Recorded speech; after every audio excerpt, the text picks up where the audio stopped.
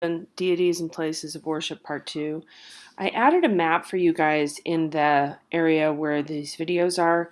Excuse me. And it's a little confusing because some of these cultures overlap a little bit, and then time-wise, they're in the same place, but they expand and contract. So in other words, Cycladic culture right here, which is the earliest, when we look at Cycladic figures in chapter 6, but you can see all this green area here. So they were in the island of Rhodes, and all these islands up here in the Aegean. This is Greece as we know it today, and Macedonia as we know it today. So, and this is Turkey. Thrace becomes Turkey. So it's a little confusing. Byzantium becomes Constantinople, and then it becomes Istanbul. So down here are some timelines. The green is 2500 BC to 1900 BC. Minoan culture comes in, and that's our snake goddess. That's the point here. And that's down here in the island of Crete. Some maps show Minoan a little bit further up, but as far as this particular map shows, it's going to be the island of Crete as we know it today, and that has some other cultures as well overlapping. And then Mycenaean culture is, I believe, this big whole circle right here. This is a Mycenaean map. So Mycenae becomes basically Greece as the ancient Greek culture that we're going to get into with our Zeus or Poseidon bronze. But it's basically all in this area. And then there's a larger map. Africa is just down here. Egypt and Africa is just down here off this map. But this will be in your video area, okay? So this is our Minoan piece, and then we're looking at 1600 BC, and then 1200 years pass, and we have a very classic Greek bronze with beautiful figuration and detail. You know, look at all his abdominal muscles, his ribs show through, musculature. Every detail is here. Hair is still somewhat stylized and remained so for a while, but this really is an accurate physical representation of the human form. Now the Greeks make a shift, the ancient Greeks make a bit of a shift, and if you recall the Renaissance, which means the rebirth of Greek culture, I don't want to confuse you too much, in 1400 AD or BCE, CE, they go back to this sensibility of the perfect human form. So the Greeks believe in Jaya, but we don't see Jaya. We see other, they're not avatars, but they are Jaya's children, we'll put it that way. So Zeus is the main, most powerful deity in the Greek mythology or the Greek religion. And we're not sure, though, if this figure is Zeus or Poseidon because we've lost what's in his hand. So that's kind of what happens with sculpture over time. This is bronze, it's metal, so it's strong and it doesn't break very easily. If this were stone, this pose would be impossible and he would just be in pieces. But at any rate, we don't know if that was a thunderbolt or if that was perhaps a spear or a trident for Poseidon, because Poseidon and Zeus, very similar. Poseidon is the god of the sea.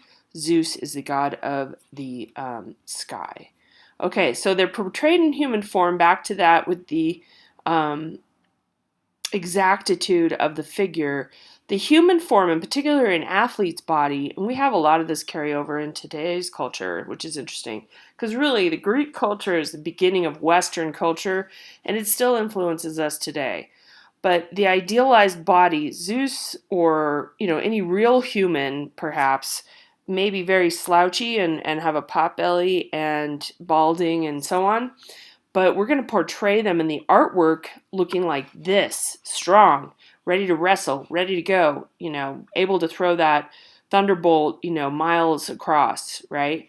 So the aesthetic is that the human form is highly revered, as opposed to, if we go back here, this is a stylized piece, and it isn't really that accurate. It's fairly accurate, but her face isn't really that well drawn out. We don't really know with the rest of her body, but she's stylized and idealized. Her waist is far too thin and so on.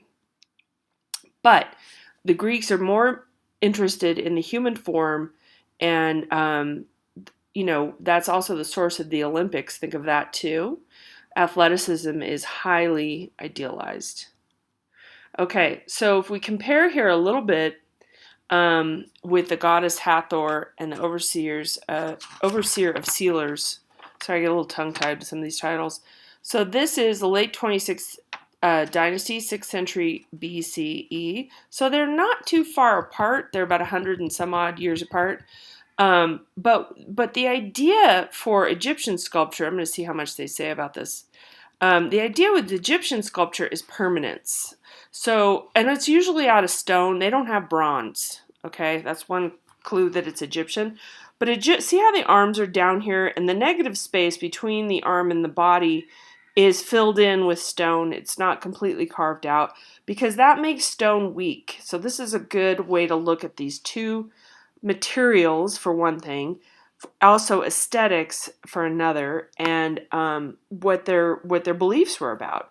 So the Egyptians are about forever, right? The tombs for the pharaohs, if you think of King Tut and the pyramids and things like that, that was meant to last forever. The afterlife is something they believed in heavily, okay? So these statues had to withstand millennia, meaning thousands of years, which they have done, and they have to be very, very strongly made. So notice how the foot is still attached to the stone here with Hathor, the goddess Hathor here, who is right behind this figure.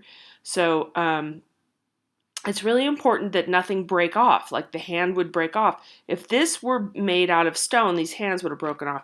So you think of the Venus de Milo, many of you may know that sculpture. She has no arms and she's made out of stone because she's not going to last forever. Egyptians, they want things to last forever because they believe in the afterlife. The Greeks believe in the correct human form and the idealized athleticism. Okay, very different focus there. So he's chief among the Greek gods. Zeus is sort of the top of the pyramid. Gaia, the earth mother, we don't really ever hear about her too much in the mythology. She doesn't have an active role so much. Zeus is really the top dog, if you will. And he is a mature male, and he's idealized, and we see the musculature, and we talked about that quite a bit. Oh, yes, and the energetic pose, I don't want to forget about that. Notice the difference there. So he's about to step into something, like there's movement, and part of where we get into Greek sculpture, they activate the muscles, and so if somebody's standing perfectly still with both feet on the ground evenly, then you don't get a muscle tension. You don't get all this beautiful musculature moving, if that makes sense. So the contrapposto pose, this is not contrapposto. I'll show you that at some other point, but he's stepping into it, so we get muscles tense down here, so that's really important. It conveys action. So we're going to get into the goddess Hathor with the ancient Egypt sculptures. You see how this is a beautiful stone carved piece. It's super smooth and lovely done. Gray stone. I don't know what that is. I think it's a basaltic stone. So they would personify natural forces. Most were represented as animals or animal-human combinations. So the goddess Hathor is associated with the sky, stars, love, mirth, and joy, and is depicted as a human cow. And this, when you see Psamtik, sorry, there. When you see Psamtik, we think of Hathor as being there, and sometimes you see Psamtik with just this. These are supposed to be feathers and horns here. You just see this on top of Psamtik's head, but we think of the god hovering around them. Now this is sort of interesting because you think about when people talk about an aura or a presence or something like that, or the Holy Spirit or something like that in other religions, you think about that spirit or something hovering around that person. In particular, this person is associated with Hathor, so we always assume Hathor is present. We're going to get into that a little bit with Hinduism as well. Okay? Mesoamerican cultures are linked the gods with corn and water because those are very essential for life. Corn is a New World vegetable, if you will, and the New World also provided tomatoes, potatoes, and peppers. And I'm forgetting one other thing. Oh, eggplant. So those things were all New World foods. And I know it seems like the Italians invented the tomato, but they did not. That came back with Mr. Columbus and some other folks. So Mesoamerican culture, they're focused on corn and water, and so we have Zalone's important function. He's there to promote the growth of corn crops. I'm going to stop there.